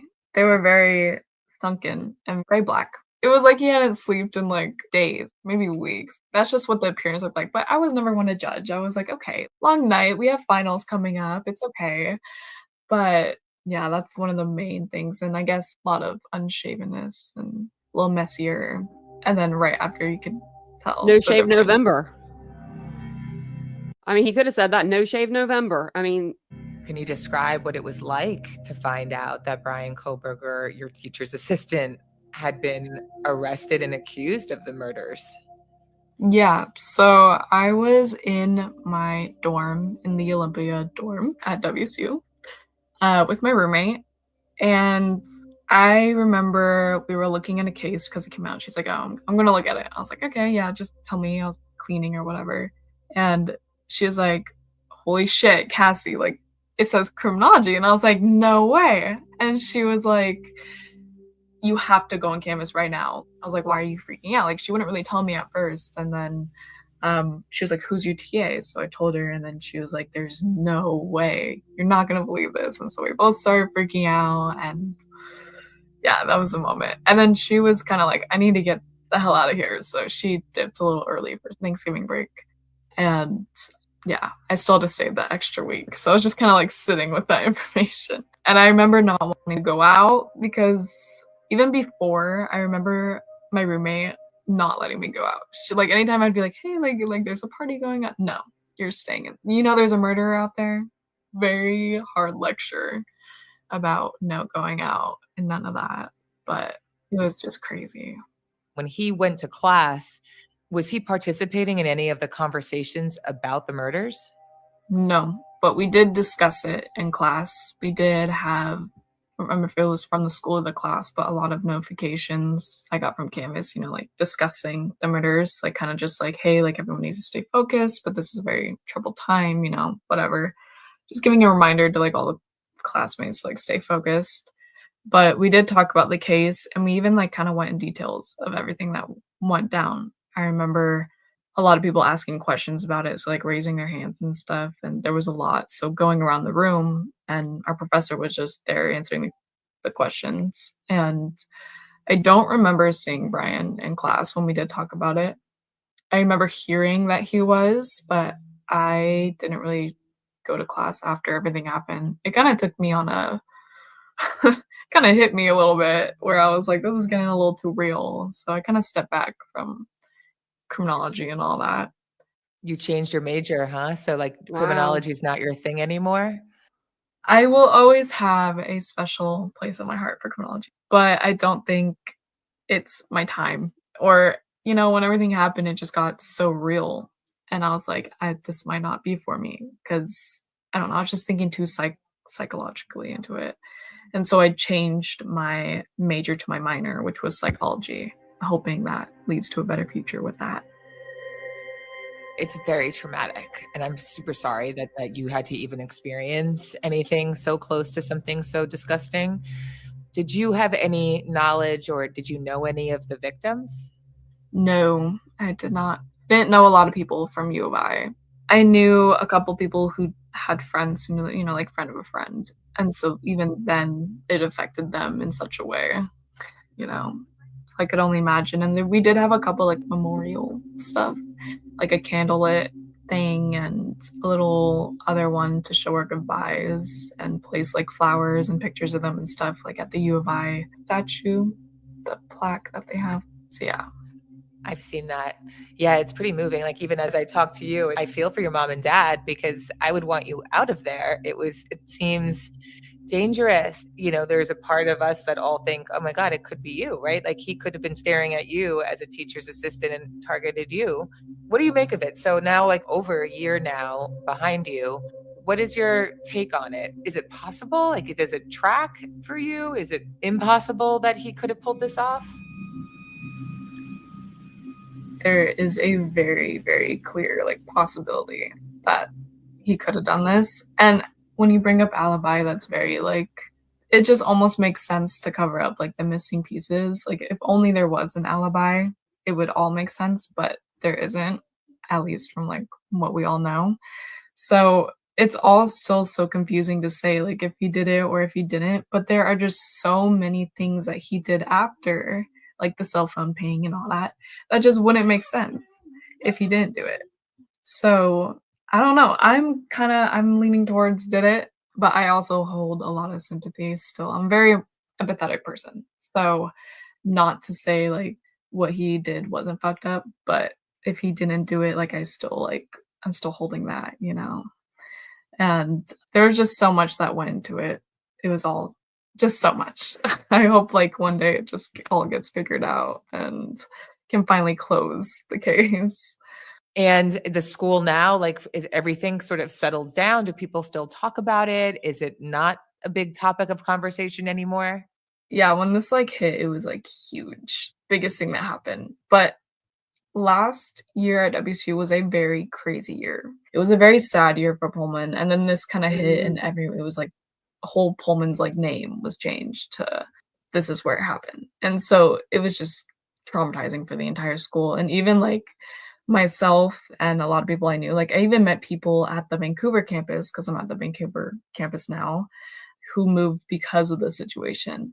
And I talked to like so many people at my campus now who just were like in my class, sitting there like in front of me now, who I never met, like explaining to me how hard it was for them to where they had to move because they couldn't like even be in the same tiny little town anymore. Like it didn't feel the same, which is just so sad to hear about. And yeah, it's just very sad year for WSU Pullman. One last thing, I just got like covered in chills. You bring up such a big point that I think we should probably dive deeper in. He was only there for a year. And, the victims have this, kind of iconically fun looking life. Is it possible that he was just this outsider kind of wishing to have it, or became obsessed with one of them and just lost his mind one night? Or was this just a perfect storm that was brewing and they were just the unfortunate targets and it could have been anyone? It's so hard to know. They both could be like such possible answers. Crazy to think about. Yeah, the party life at both schools were both pretty big. If you weren't in the party life, I can definitely see more of an outsider like standpoint. But then again, like everyone was so accepting. If you would just walk up to any house, you'd be in a party. Like no one would like kick you out or anything, unless you're being weird, which could be the case. But very accepting schools, both of them. Very kind hearts. Everyone had a smile on their face. And even when like tough times like this, even we still like would have smiles on our faces. We'd take a break from schools and like as a community, not even like the school policy, like we would all come together and be like, we're gonna go to a memorial instead, or we're gonna hold this event for them. So yeah, it was a very good community to have while everything else was kind of falling down around us. Just in closing, is there anything that we don't have right, that just based on your experience, just in general, that people just have wrong? Before the situation happened, they kind of make him seem to be like this creep who didn't have anything for him going, but he was like almost done with his life. He was at his goal. He had so much of a future ahead of him.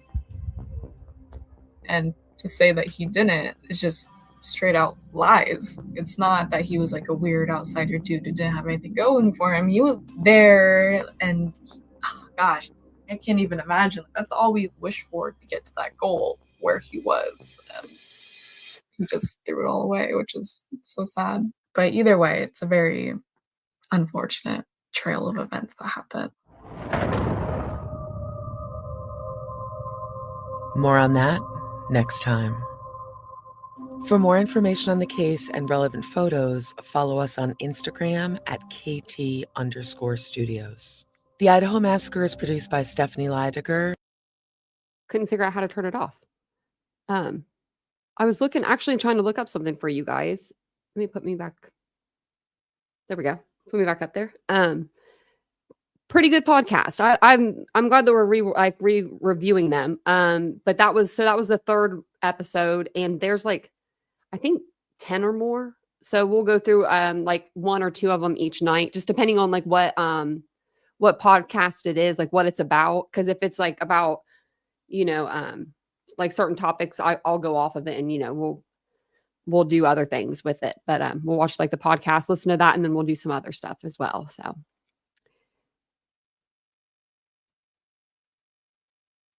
I don't know. Send what to his teacher? I mean, I don't know about the Catherine Ramsland thing, really. I don't think that he. I don't know. I don't really think she has much to do with it, other than she was his teacher, and she's really well known. But she said she's reached out to the family, and like. Well, then she said she didn't. So, okay, let me rewind that back, because that was a lie. Howard Bloom came out and said that she like got them a bed and breakfast or something like that. Or one of them did. And they had to come out and say, no, that's not true. So Catherine Ramsland did make a statement saying that some of the stuff wasn't true. Now, maybe Brian did, if he did this, allegedly, if he killed these students, I think that he probably did this to see how it would feel. Maybe he's always wanted to unalive. I think he only went in there with the intention to kill one person. I think that if it arose that he had to kill more, he was prepared. Like he was mentally like ready to go down that road, obviously, And so when he went into the house, went up to the third floor, discovered Maddie, and then discovered Kaylee being there also, whether she was in the bed already or she ran in the room to help protect Maddie. he knew he had to get rid of her. So then he goes back down the stairs, sees Xana. Well, there's another person. So I think he walked her kind of back to the room. I'm here to help, and unalives her at the door, and then goes over to Ethan. Now, I don't know if Ethan was asleep or passed out or like in the process of like passing out, because they had been drinking. So he probably was a little intoxicated. He was probably asleep. We do know that from like we've heard anyway, that he took a stabbing to the like neck area where it would have hit an artery where he probably would have passed out within seconds, like been unconscious within seconds and then dead within minutes. So I think that's probably why Ethan couldn't get up to help her, because he incapacitated him as soon as he got in the room. I think that like as soon as, I don't even know if Brian may not even known that, you know, Ethan was in the bedroom. He might have just thought that was Xana in Xana's bedroom, and he was walking her back towards that light because maybe she had the light on in there, you know, and he's walking her back. And then maybe he gets in the room and he realizes, well, shit, she has a boyfriend in here. She has like a guy in here. So I think that he was obsessed with Maddie. Do you think he was obsessed with Ramsden? Maybe. She might even write a book about him, actually. I wouldn't be surprised. You know, we got James Patterson. We have the other author. We haven't even read that other book yet. I have. Yeah. Conjugal Vincents. He'll never hit the like button here. Yeah, they won't, Squeaky. No, they won't. They're in my comment section a lot, though. And I'm just like, okay. Sometimes I just pass over them. Some people, I can't even comment back. I'm just like, oh my Jesus, take the wheel. It's if you hear anything crazy off the wall, like there's tunnels under the house, there's not. We can look up the demolition video if you guys want. I mean, I could show you the whole house getting leveled. There's no tunnels under there. I saw that today on Twitter. They were talking about the tunnels again. And that someone is going around saying they took Xana down in the tunnel between like something and something o'clock. I don't know. I was like, this is just ridiculous. There's no tunnels. I think the video that someone had done, I think those tunnels were actually from the Ohio University. Like here, we have tunnels here at our university. I know the shit people come up with is so crazy. It's beyond ridiculous. My dog's ears are itching. Hope she's back in her spot. Just got up to shake them ears a little bit. You can hear her like collar her little chains. She's got her little gear on, you know. They probably are. I would say Mexican cartel for sure is involved. Yeah. It was very damning. It was Dateline. Yeah, Granny's watching. It was really damning. Like they got him on surveillance video at all the right times. I mean, hitting the right at the right time. Like speeding away from the scene at 420. They have his pornography searches. He searched for like sleeping, passed out, drunk, those kind of searches. Which I mean, that's your kink. But Brian Koberger, we're talking about him now. The selfie, they dropped like 4 selfies of him. The one with the thumbs up, that was taken at 10:31 or something, the morning after the murders, like the morning of the murders. You know, they happened early morning hours. This was the morning of. What else did they come out with? They came out with a bunch of stuff. I mean, it was like, whoa. So now they're having a special prosecutor maybe come in and figure out who the leak was. I don't know if they'll ever figure it out, but it's going to cost a lot of money to get that leak, to find that leak. Oh, thanks, Nash. I didn't mean to click back off. Can't wait to watch the trial with all of you. Well, we'll be here watching it. Let me see what the poll says. The poll says 92% of you guys are going to be watching it. We're going to be watching it. And then we'll probably do like at the end of the night, you know, after we get off or before we get off the live, we'll probably do like a recap, like, you know what I mean? Like a quick recap at the end, because the trials are going to be the date or the time. The time's weird. It's like 8:30. And thank you for being a member for so long, 9 months. I think they're going 8:30 to 3:30. So it'll be 8:30, 10:30 my time. And then it'll go to like 5:30 my time, which isn't bad. That's not bad. So yeah, Kara, that's how it is where I'm from. Like, so where I live, like in Ohio, we have part of the like underground tunnels or underground railroad is in some. I mean, they're still in these historical homes. My little boyfriend, when I was like 18, I dated this guy for 5 years. His grandmother lived in a huge mansion. It was all brick, had like the wrought iron gate. Presidents lived there. They had like a big placard in their front yard. I don't know which president, I can't remember, but it was like two of them, two different ones at different times. And they had parts of the Underground Railroad still in their like under their house, like cool. She was born in like his grandmother's born in like 1919 or something. I think I remember that right. She was pretty old when we were dating back then. So you don't think they'll find the leaker squeaky? Me neither. I think. Well, yeah. And I'm surprised that more leaks haven't come out in the last 2.5 years. Really, I mean, we haven't had a whole lot of leaks in this case. I know. I wish I would have streamed it, Nash. I really would have. Wished I would have, because like Vincent's into it.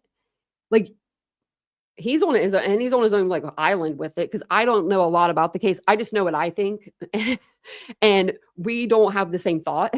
So, I talked to him a little bit about it, and then I'm just like, I can't talk to you anymore about it. Like I'm just like I don't know. No cartel either. No. They had so many. I actually did a video of all of the people that were suspects in this case that were named. I wonder if I can find that real quick before we jump off here. It was a good video. It was like, what? Let's see. Suspects. I never like keep my stuff like the way I should. Like, have it like marked. Let's see. I don't want to create. I want to go back.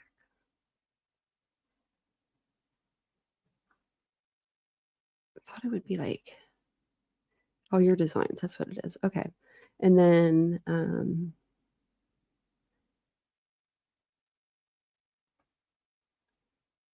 trying to remember how I wrote it. Is this it? Yep, this is it. Okay. Let me see. How do I share this? Oh, I don't want to download it. I mean, I could, but I could just watch it like this. Okay, we'll just watch it like this. I'll pull it up. It's pretty entertaining because it's like, it's going to make you, it's going to take you back in time. I made this video like over 2 years ago, probably. Probably 2 years ago at this point. And this is how many people were named at like in the beginning. So I'm just going to play it through. It's like a minute, 10 seconds long, but most of the people you'll know by their names. I put pictures on there also. Oh, I don't even have it up. Okay, well, let's add it to the stage and let's go backwards again because we missed a lot. So go to the back. Okay. We had a lot of people that were suspected. Wonder how neighbor Jeremy's doing. DNA Jeremy. Jack Showalter, Jack Decor, Enan Harsh. People are still going after him. Emma and Demetrius. Chief Fry. Yeah, they were saying Chief Fry. Maddie's boyfriend. Bethany Funk. I made this video like over 2 years ago, probably. Adam, we didn't even know last names at this point. Dylan Mortensen. Joe Vidit, the guy at the food truck, the big guy. The long hair guy at the grub truck. The door dasher. Sig Mackay. Any of them, all of them. The private driver. There's a lot. Oops, I didn't mean to stop it. But Brent Kopaka. The cartel. Mad Greek owner. The guy in shorts in the grub truck video. Like crazy, People were blaming everybody. People were blaming their own mamas, it seemed like. You remember this, Nancy? You've been here for a while. Yeah. It's crazy, isn't it? Might have to put this video back out. Might have to add some people to it. I don't know. I haven't watched any Idaho 4 coverage. I need to. Isn't that bad? I need to watch more. Just when I go, I don't know, you have to tell me who to watch. I don't know who to watch. Yeah, Nancy, you've been here for a while. I'm glad that you're back.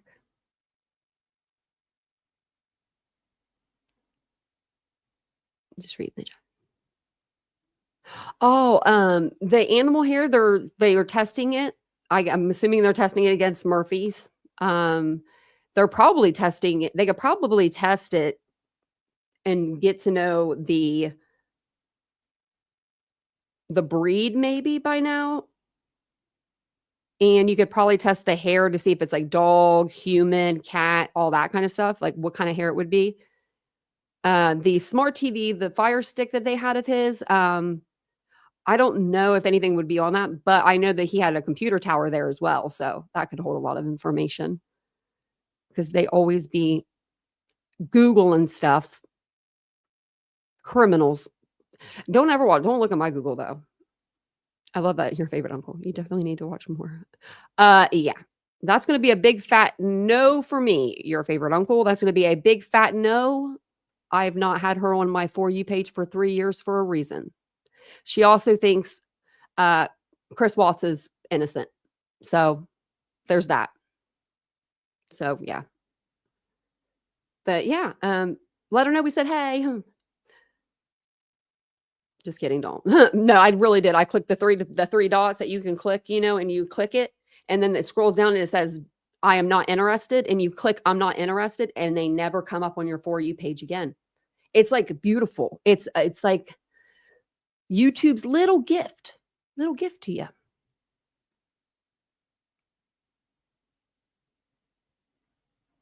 Yeah, and she likes to sue people. And she likes to put out photos of people that she shouldn't be that were private for her. Yeah, I don't do that. I don't play around like that. I don't like that game. I don't like that game at all. She also brought Justin into this. Remember Justin? Didn't know his head from his ass, Justin? Him, yeah. Oh, she makes up so much stuff for video content. She sits there and she's like, what can I say today that's going to piss some people off? I mean, really. I can't stand her mouth yet. And she lives so close to me. Like, oh, and I only know that because she says it. She said it. She's been in court. We watched her court hearings. Well, we didn't watch them on this channel. I watched them on another channel, but I think she's done like 30 lawsuits and she's won one. Kind of like a Betty. Oh, BJ, I can't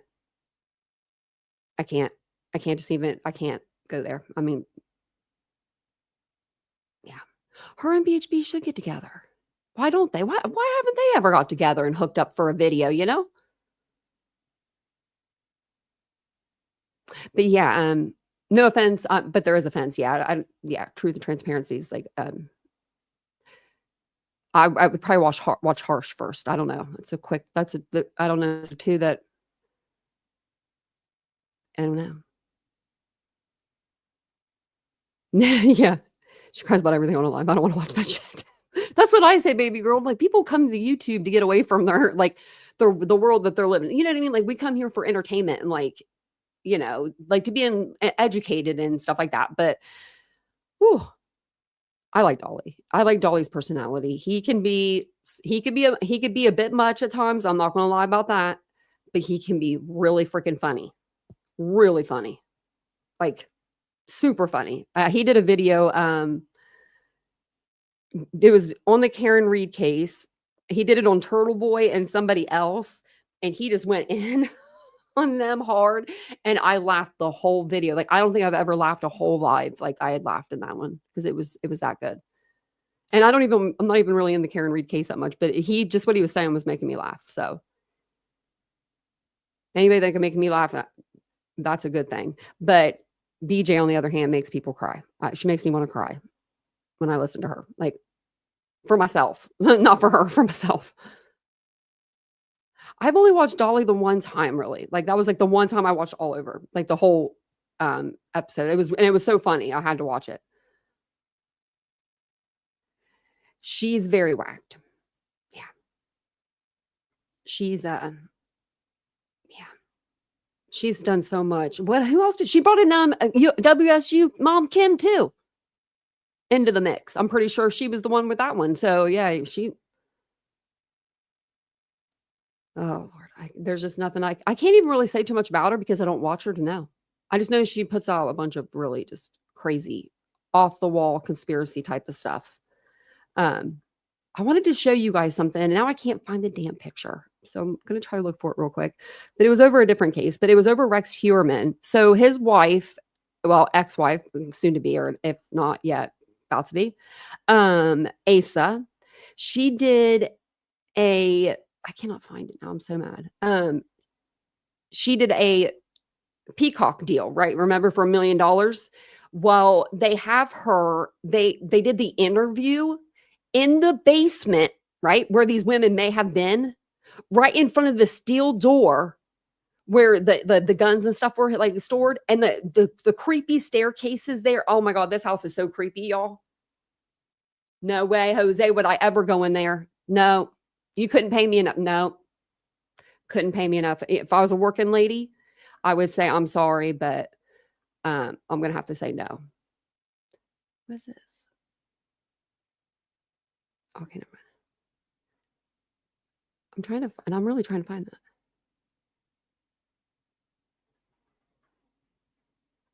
I wish I would have saved that dang picture now. But it was such a good picture because it was like, it makes you want to watch the program. I want to watch it. I think it's on Peacock, like I said, and I think it's already on because they had the picture of her, sitting there in the house, which I probably won't be able to find it. We'll scroll for another second.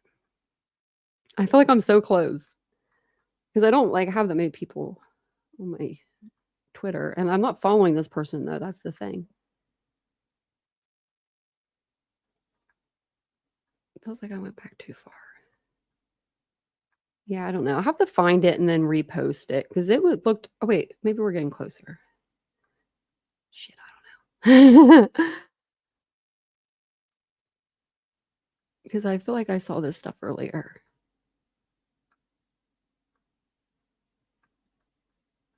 All right, Asa, where you at? Oh, here it is. Oh, I found it. Tell me. Oh my God, this is creepy. Oh my God. Oh my God, look at the door. Oh my gosh, look at the door. Look at the door. Okay. Add this to the stage and then let me put it. Look at this creepy ass basement. Look, okay. Look at the door handle. That is a bank vault. And then is this like the paint coming off the wall? How many of you guys would walk down in this basement? Not a day in my life. Not for how much you're going to pay a prostitute. I don't know how much he was paying these women, but there ain't enough money in the world that's going to get me to walk down them basement stairs. And she knew. I know she knew. Her hair was all over them victims. I want to go over this case again, too. I wish I could play the Peacock special so bad because it'd be so good to go over. I'll have to see if it's out. I think it is. I'll try to see if I can find a way to get us to be able to stream it. So you guys can stream it on your own or whatever for free. I'll try to find a little spot for that. But yeah, the bank vault door. If my hubby had one of them, okay, if Vincent, we wouldn't have a basement like this. That's just terrible. But if we did, and he had a vault put in like this into our basement, because his mama didn't have that in the house when he was a kid. He installed this on his own. Why were you living there with him? Why were you okay with this bank vault in your basement? It's just holding guns. No. It was holding a lot more than that. It was holding all the secrets. It was holding the list of things not to do when you kill someone or the list of things to do when you kill someone. I can't believe it. The doll, remember the doll they took out? Oh, that doll was creepy. Dolls creep me out though. Right, Ashley? Yeah, that's true. You ain't getting out of there. I bet you he could do that too. He probably could get women to go in there thinking they're safe because there's guns in there. And then he locks them in. I don't know. I would be terrified to be around that guy. I'd walk down there. It's okay. I'm here to help you. Yeah, that basement. When I saw this today, I was like, oh, I got to show them tonight on the live. I mean, And she's just sitting there looking all sad like, you sold your husband out for $1 million. I would have sold him out for less than that, but she did. She did say, yeah, it puts the lotion on the skin. It definitely does, Ashley. It definitely does.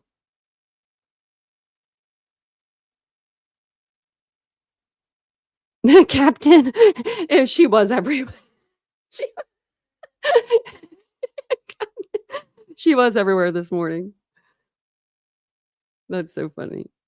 Vincent told me, he said, don't go over there. You're going to get mad. He just knows me so well. Hey, Mystic. Man. But I think that's all I really have for you guys. Did she end up, I wonder if she ended up doing her live tonight. She was supposed to do with Seth. It's 11:01. We'll see. We'll see. Oh, I think they gave her immunity or something. Yeah, Kaylee, you're probably right. Well, they were walking around the house because remember they stole her iron? She got mad because someone stole a clothes iron. No one stole your clothes iron, Asa. That is such a wife thing to do. I'm sorry. It's weird if your husband's bringing prostitutes home, for one thing. But for you as the wife to allow that to all go on, and you're mad because someone took your iron? Like, no one's going to... Where would they put it to steal it? Most of the girls, like girls in the night, they don't wear a lot of clothing, so they can't really conceal an iron. Like, who would steal an iron? And I don't think that the prostitutes cared if their clothes were ironed. They were working ladies just trying to make it. Oh, Nash. Oh, he has the same life. She probably won't go on her live because he's live, and she's probably over there looking. I hope he didn't. And they're clampers. He could have maybe. I think she was a part of a lot more. And I think the kids even knew a little bit. I think the kids were aware that things were going on in that house that weren't copacetic. Maybe not the son so much because he has like a mental disability. But anytime my parents, they never told me, but anytime if my parents were to tell me to go to my bedroom, they're having company over. 10 out of 10, me and my brother, we would be looking over the stairs. Who's here? Who's here? Kids get excited no matter how old you are. Even if you're a teenager, you're going to be like, who's here? Who's coming? Right? So they probably did look out, and they probably saw these women that were dressed half naked, and they probably could put 2 and 2 together. Right? I mean, they're not dumb. The kids aren't dumb. Oh, it was a dump. The neighbors hated it. The neighbors were ready for it to be torn down and all that stuff. So Brian Koberger has a crazy lady stalker. Well, he already did before. Remember what was her name? I forget her name now. She had the son that was like 13.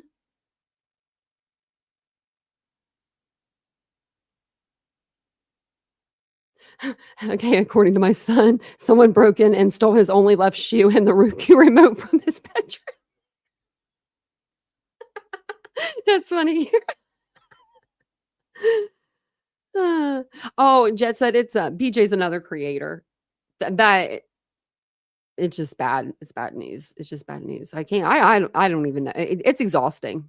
She's exhausting. She is. She said everybody was talking about me yesterday. It wasn't about you, girl.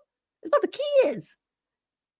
The missing kids. And we do this in December too. Every Monday in December, because there's usually 5 Mondays in December, we do Missing Monday. Like we'll do like a missing story. But I'm so thankful for everybody for yesterday. I thought yesterday was awesome. I thought yesterday was like beyond awesome. I had already knew I was going to do a fundraiser that morning. And I actually had 2 Post-it notes, or I had a Post-it note, and I had missing kids, and then I had Idaho 4, and I said okay, and I crumbled them up, and I like shuffled them in my hands, and I like threw them on the desk. I really made sure I shuffled them, and I was like, okay, this is what you're going to do tonight, like, because I wasn't sure exactly. My brain was just like, what do you want to do? What do you want to do? I was ping ponging, and I wasn't sure what cases I would talk about if we did the missing, and then we ended up talking about, cases that we've covered that were, a little bit different. Each case was, and I thought it went really well. So I'm glad that I picked, the missing one, the missing Post-it note. She is. Oh, BJ, Brittany J is saying everyone's talking about her yesterday.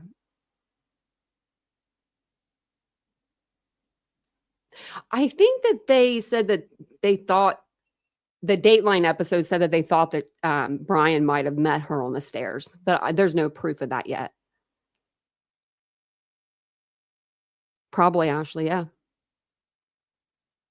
Yeah, Squeaky, yeah. BJ, Brittany J. Yeah, she doesn't like going by BJ anymore, but that's what I've always called her.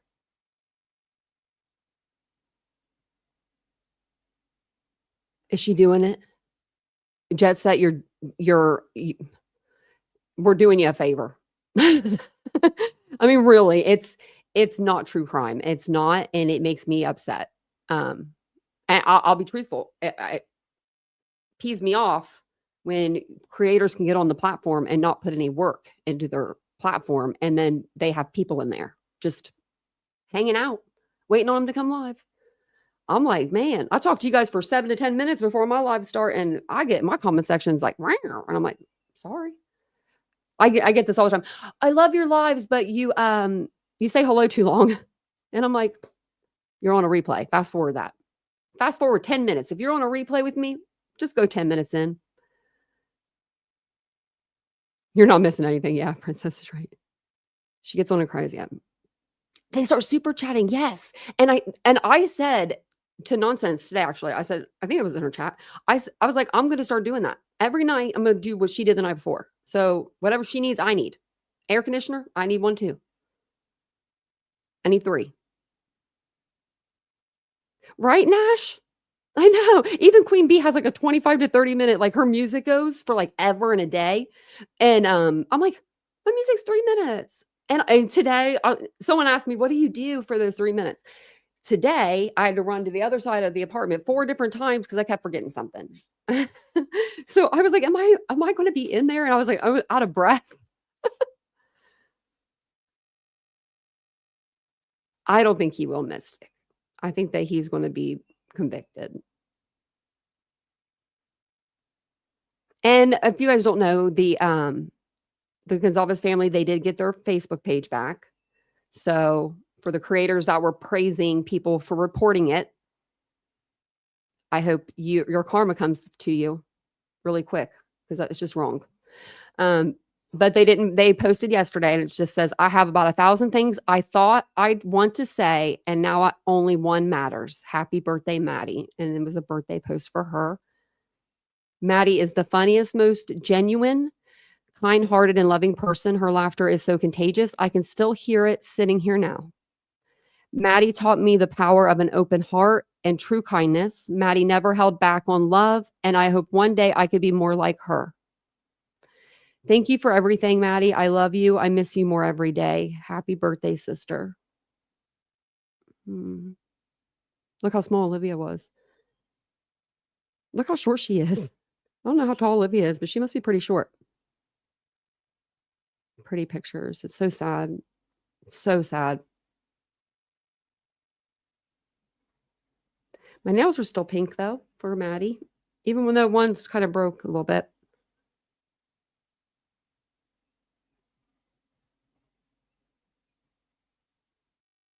Thanks, Nash. I think you guys kind of found me around the same time, maybe. You've been here for, what, 9 months? Seems like longer than that, though. A little bit. But then again, it doesn't. But then again, it does. I feel like it's because Sebastian's case was going on for so long. We even talked a little bit about Sebastian last night. We played Kramit's video. It was a song dedicated for like Chris and Katie. And then Chris and Katie did like a post, and I just read the post off of Nonsense's page. So, but it was a good night. It was really good. And you guys showed up, and I'm just not even the donation. Like the donations were above and beyond my wildest expectations. But like just having that many people in here to listen to these missing kids' stories, especially Madalena's case. I mean, like there's not a lot of people looking for her, right? There's nobody really looking for that little girl. And there's not a lot of channels that cover her case either. There's like 2, and I'm one of them. So it just was nice having like a full, like, you know what I mean? Like a full group in here, and just, you know, everyone was just, this is a good community. This is a really genuinely a good community. Even if like we don't do the same content, right? Like I don't do the same as like Queen or, you know, Nonsense or any of them guys, but I could still participate. Brittany could have participated, which I already knew I was going to do my fundraiser, but I'm saying like Brittany could have done a fundraiser. It would have taken 2 seconds to put it on there. Nobody would have said a word. They would have been like, oh, that's cool. She did a fundraiser. Or if somebody did come back and say, oh my gosh, she did a fundraiser. Like she was trying to copy us. Let's say that happened, right? Like something like that would happen. She would have the upper hand. She would be like, well, I'm doing something good. Like, right? So yeah, everyone was united except for her. And a couple other people that are very selfish. And I'm going to tell you, BJ makes 4, 5, 6, 7 times the amount that I do on this app. But I could take a day. I could take 2 days. I could take 3. But you know what I mean? Like, couldn't take 1 day. So, but me and Nonsense we offered this. If she wants to do a dragging session on us, she can, if she puts a fundraiser on it. So.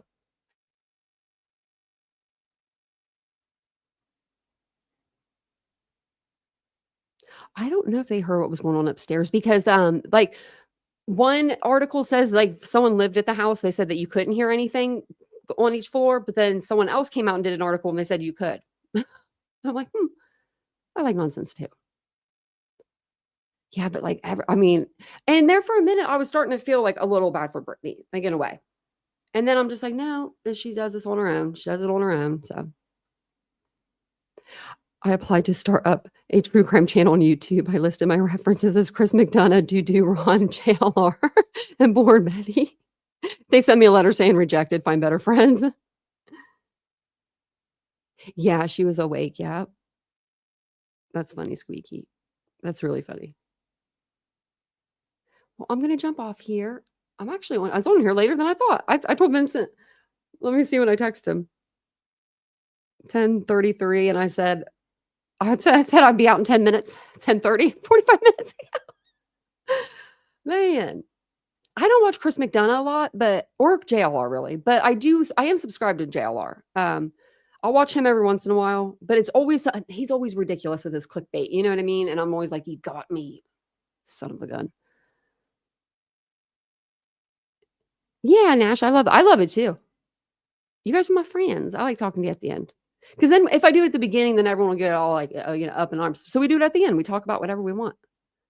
And that's what I love. Like, I love that about the channel. And I love that about my second channel. I want to go back over and do more things over there. Maybe I'll do a live over there tomorrow. I was going to do one over here and have one of you guys help me get like the Discord set up.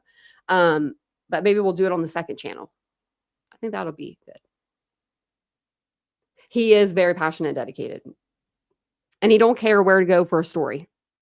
And he does like to yell, at people like, you're guilty. I like hearing him do that. You're guilty. You killed Ma or Papa and Mama. Like when Alec Murdoch was on trial. Yeah, he screamed at that one. So it's pretty entertaining. So I'm going to end the poll. 92% of you guys said that you'd be watching the trial. So you best be watching it here. I'll be waiting. I'll be making sure. I'll be collecting everybody's passports. No one's leaving. No one's going on vacations. No one's going anywhere this summer. I'm just kidding. You can go until August. August 11th, everyone has to be home and in their seats. Just kidding. But thank you so much. I really do appreciate you guys coming and hanging out with me tonight. And I will be back on tomorrow, 9:15 p.m. Eastern Standard Time. Thanks in the Pines.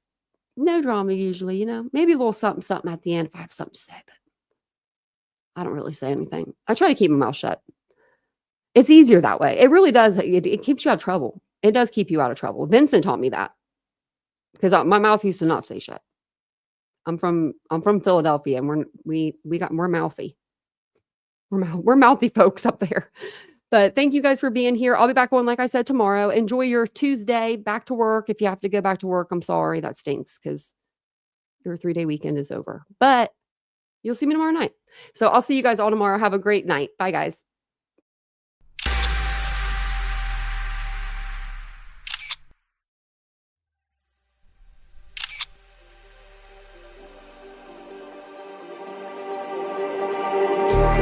Just like the street lights lit this town, like a fire in a blaze, gotta burn it down. Can't be afraid to leave this out.